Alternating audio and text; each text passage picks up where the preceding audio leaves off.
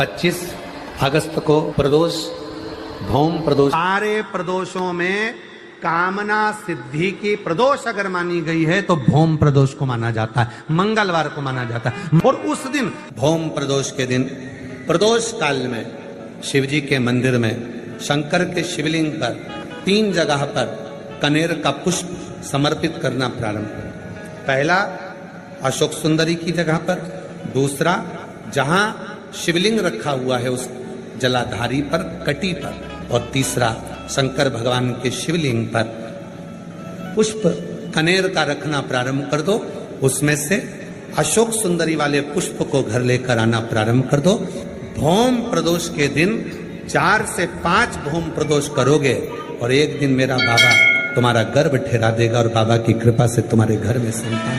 सावन के महीने में प्रदोष का जो दिन आए, 2 प्रदोष श्रावण के महीने के 2 प्रदोष पड़ेंगे। किसी भी प्रदोष पर एक पीपल के पत्ते पर कनेर का पुष्प अपने घर के अंदर रख लीजिए प्रदोष के एक दिन पहले, और प्रदोष वाले दिन उसको बहते हुए पानी में डाल दीजिए। जिंदगी में जो तुम्हारे यहाँ तकलीफ चल रही है, एक उठ रहा है, एक बैठ रहा है, एक बीमार पड़ रहा है, एक ठीक हो रहा है, फिर बीमार पड़ रहा है, फिर ठीक हो रहा है, ये ठीक हुआ, फिर इसको हो गया, फिर इसको कुछ हो गया, फिर किसी को कुछ हो गया, अर्थात शिव का नाम लेकर। और फिर ही ध्यान देना, इस क्रम को करने के लिए आपको तुमरुकेश्वर महादेव का नाम लेना पड़ेगा। कौन से महादेव का नाम बोलना है? तुमरुकेश्वर महादेव, जिन्होंने भगवान शंकर की अविरल भक्ति को धारण करा। एक प्रसंग बड़ा सुंदर आता है, पहले भी कहे, अगर आप शंकर जी के मंदिर में जा रहे हो, शिव की आराधना कर रहे हो, शंकर के मंदिर में जाकर पशुपति व्रत कर रहे हो, जल चढ़ा रहे हो, आराधना कर रहे हो, शंकर के मंदिर में अगर कोई गलती भी कर रहा है तो शिव के सामने कभी उसकी गलती को मत बताओ, कभी ही मत बताओ, अरे तूने गलती कर दी, ना ना ना, कभी नहीं। प्रदोष के दिन, जिस दिन मंगलवार की भौम प्रदोष का दिन हो महाराज, प्रदोष काल में प्रदोष के दिन शंकर भगवान को बीले का गुर्दा, जो बीला होता बील फल का अंदर का गुर्दा भाग शंकर के शिवलिंग पर प्रदोष काल में मल दिया जाए। मलने के बाद थोड़ी देर बाद उसको उठा लिया जाए, शिव जी का अभिषेक पूजन स्नान करा दिया जाए, पूजन स्नान आदि सब कराकर दिया बत्ती लगाकर भगवान शंकर के मंदिर पर ही बाहर बैठकर उस गुर्दे का थोड़ा सा भाग मुख में पालो, थोड़ा सा भाग लेकर आ जाओ। 7 से 8 दिन तक उस भाग का प्रतिदिन सुबह के समय पर सेवन कर लीजिए। गुर्दे की प्रॉब्लम हो या मस्तिष्क से जुड़ी हुई प्रॉब्लम हो, वो समाप्त हो जाता है महाराज। भौम प्रदोष के दिन, मंगलवारी प्रदोष का स्मरण जो सुख दिया, कनेर का पुष्प, शिव पर चढ़ा हुआ कनेर का पुष्प, यदि प्रदोष के दिन भगवान शंकर पर चढ़े हुए उस कनेर के पुष्प को अपने कर्ण पर, अपने कान के ऊपर धारण कर लिया जाता है, तो व्यक्ति के जीवन में जो बड़ी बीमारी आने वाली होती है वो तुरंत समाप्ति की ओर चली जाती है। कनेर के पुष्प का इतना बल, शिव पर समर्पित करा हुआ कनेर का पुष्प कर्णों में कुछ देर के लिए जब धारण किया जाता है, कुछ देर हमारे जीवन के सारे रोगों को, बीमारियों को ये हर लेता है। कुछ क्षण शिव से, शिव का चढ़ा हुआ कनेर पुष्प हमारे रोग को, बीमारी को, तकलीफों को समाप्त कर देता है। पर बहुत देर तक, 2 घंटा 4 घंटा तक नहीं, कुछ क्षण के लिए उसको लगाया जाता है, कुछ क्षण। 25 अगस्त को सीहोर कुबेरेश्वर धाम बाबा की प्रदोष की कावड़, जिसको कामना की कावड़ कहते हैं, जो भरने के लिए आ रहे हैं, सुबह 9 बजे मां सीवन का जल लेकर 11 किलोमीटर तक जो साथ चल रहे हैं, उन सब से निवेदन है, जिनके संतान नहीं वो गोदी में चावल के दाने बांधकर कावड़ भरें। जिनका यहाँ बेभाव नहीं, धन नहीं, लक्ष्मी नहीं, दुखी हैं, कोई जॉब नहीं, कोई अच्छा कार्य नहीं, तो अपने घर के दरवाजे पर 2 स्वस्तिक बनाकर आए, कंकु के जाएं। जब थोड़ा सा कावड़ का जल उन स्वस्तिकों पर जरूर छीटें, यथो कामना के लिए। अच्छी जॉब, अच्छा कुछ निर्णय आपके जीवन में अच्छा है, उसके लिए कनेर के पुष्प को साथ में लेकर कावड़ भरें। ये कामना कावड़ है। ये पूरी दुनिया में केवल एक ही है जो सीहोर कुबेरेश्वर धाम पर भराती है। प्रदोष के दिन एक धतूरा भगवान शंकर के शिवलिंग के ऊपर रख दीजिए। जब तुम्हें लगे कि मैंने 2-3 व्यापार बदल कर देख लिए, चल नहीं रहे, या कर्जा बढ़ रहा है, घट नहीं रहा, तब एक धतूरा भगवान शंकर के ऊपर रख दीजिए। धतूरा रखने का एक नियम होता है। धतूरे की जो डंडी होती है, देखिए छोटी सी डंडी होती है धतूरे में, वो डंडी धतूरे की आप जहां बैठे हो उससे विपरीत होना चाहिए।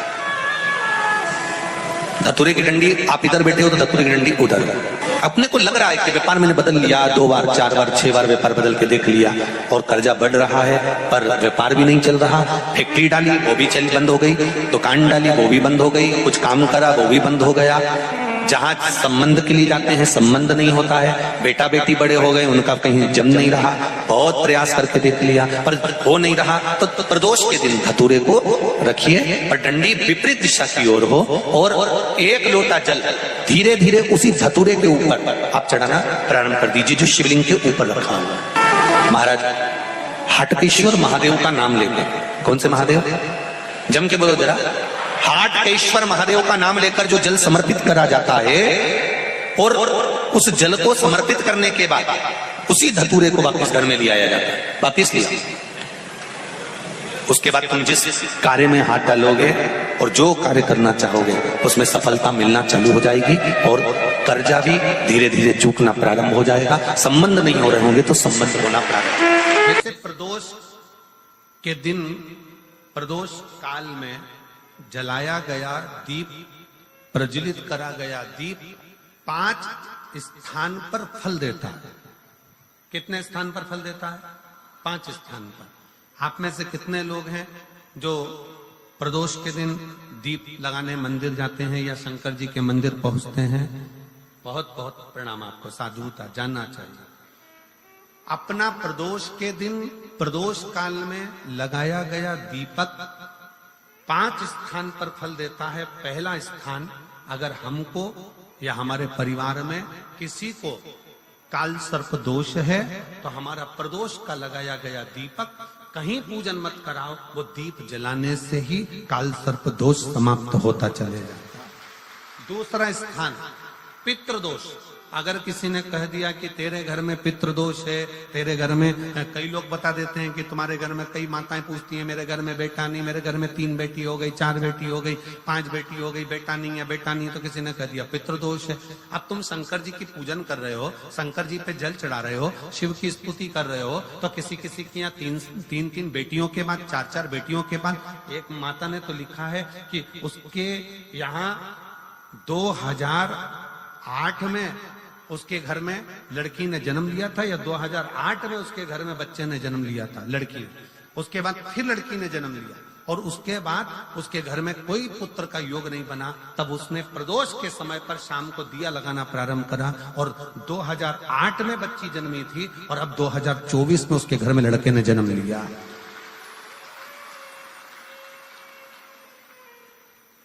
दो 2024 में उसके घर में पुत्र ने जन्म लिया। वो बेटी होगी यहाँ पर कहीं ना कहीं, जिसके घर में बेटे।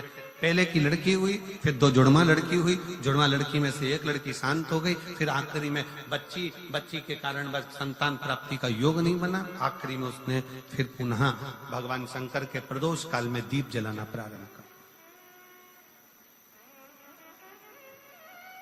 कहीं बैठी हो तो हाथ हिला सकती हैं, अगर कहीं बैठी हो। कितना कितना विचित्र कर्म है, जरा विचार करिएगा कि प्रदोष काल का लगाया गया दीपक, प्रदोष काल, प्रदोष के दिन प्रदोष काल का जो दीपदान होता है वो सरल नहीं होता, वो सहज नहीं होता। 5 स्थान की पूर्ति करता है। पहला, जम के बोलो, पहला स्थान किस चीज के लिए? काल सर्पदोष के लिए। दूसरा पितृदोष। कैसा भी तुम्हें कोई पितृदोष बता दे, कितना भी तुमसे कोई कह दे कि तेरे घर में पितृ का दोष है, तेरे घर में ये दोष है, अगर आप प्रदोष के दिन प्रदोष काल में अर्थात सूर्य अस्त के समय के 2:45 तक का जो समय होता है, 2 घंटे के समय का, उसके अंतर्गत अगर आप प्रदोष काल के समय में भगवान शंकर को दीप लगाने के लिए अगर पहुंचे हो तो वो आपको फल देगा ही, पितृ दोष का निवारण होगा ही, चाहे तुम कुछ करो चाहे मत करो, वो पितृ की शांति करा दे। दूसरे नंबर पर है पितृदोष, तीसरे नंबर पर है वास्तु दोष। हमारे घर का, अब एक बहुत सावधानी से श्रवण करने वाला विषय है।